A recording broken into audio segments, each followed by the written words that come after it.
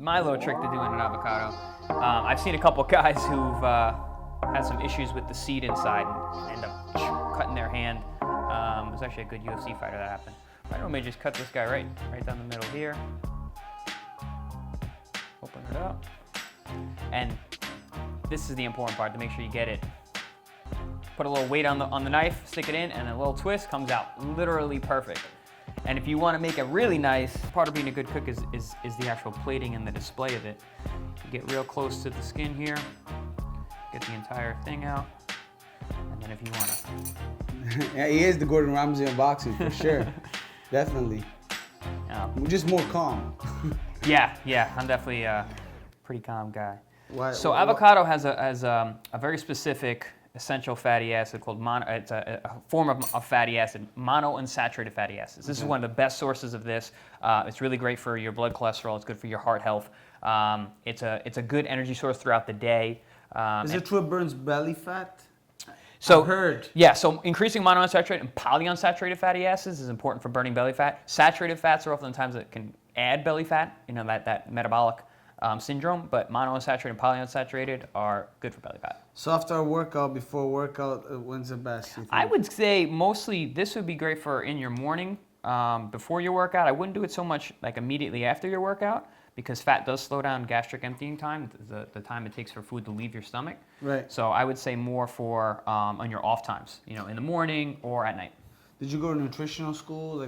Tell me your background. I did. So I have a master's degree in clinical nutrition. So I was actually studying to work in a hospital, but that wasn't really where I wanted to be. I wanted to work more with athletes and people who were concerned about their performance. So then I got a certification as a sports nutritionist. Initially, my interest in nutrition lied in the fact that I had a lot of physicians telling me to take time off when I got injured or for this or for that. Like, oh, you need 6 weeks, take this medication. And I was thinking, like, there's got to be another way. There's got to maybe. Yeah, so I was thinking the allopathic route, naturopathic route. I didn't really hear any of my physicians talking about nutrition, so I thought that I would learn about it myself, kind of teach myself. Originally, I was planning on going to medical school, so I wanted to get my nutrition done first while I was still fighting, and then look to retire and then go to medical school. But so one thing I want to ask you, I'm always tired after eating lunch or dinner or sometimes breakfast. Why is it that I'm getting so tired now? And I look forward going to bed. You might be eating too much there, big guy. So what happens when you eat, right? You're putting food into your stomach. What happens is blood from the rest of your body goes to that area. So a lot of times it can take some blood from your periphery, from your arms, from your legs, from your head, make you feel a little groggy, a little tired. The more food you have in your stomach at any one time, the more blood is going to rush to that area. Overeating, you think? It could possibly be that. But I notice also when I eat bread or like white flour, that gives me that effect. You could have a minor intolerance to gluten or to just carbs in general.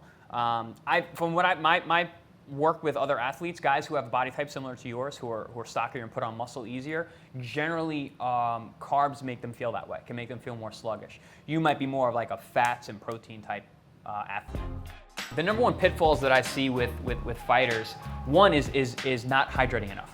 Or they'll dehydrate I'm one of those guys. too close to the weigh-in, yeah. I'm one of those guys. Like I grew up. That's what I'm saying to you. When I told you when we were walking in, I'm like, fighters should learn about nutrition in the beginning when they start their career, so they could have that advantage. Because I used to see others work garbage bags. Yeah.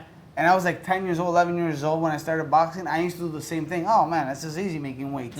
But yet, do you know that when you grow up and you get older, your metabolism starts to shut down. You start gaining automatically weight. Yep. Like, I wish I learned about nutrition when I was 16, 17, 18.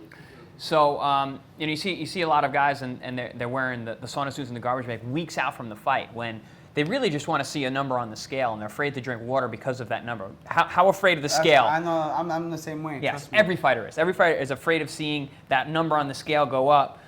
So they'll literally restrict water intake so they won't see that number go up. When actually they should be drinking as much water as possible, which will help them lose weight over time, lose body fat. All right. What about cheat day? I don't have a cheat day. It's literally it's a lifestyle. I listen to my body. If there's something that I'm craving or that I want to eat, I eat it. I just do it in moderation.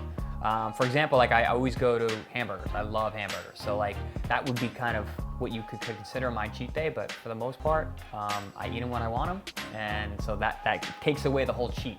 So the idea of giving like a cheat meal or a cheat day, it gives too much power to that food. You kind of start to obsess about it. Have you not like thought about like, all the time, oh, my cheat days in a few days? Yes, You really yeah, start and focusing that. you look forward to that than the workout. Yes.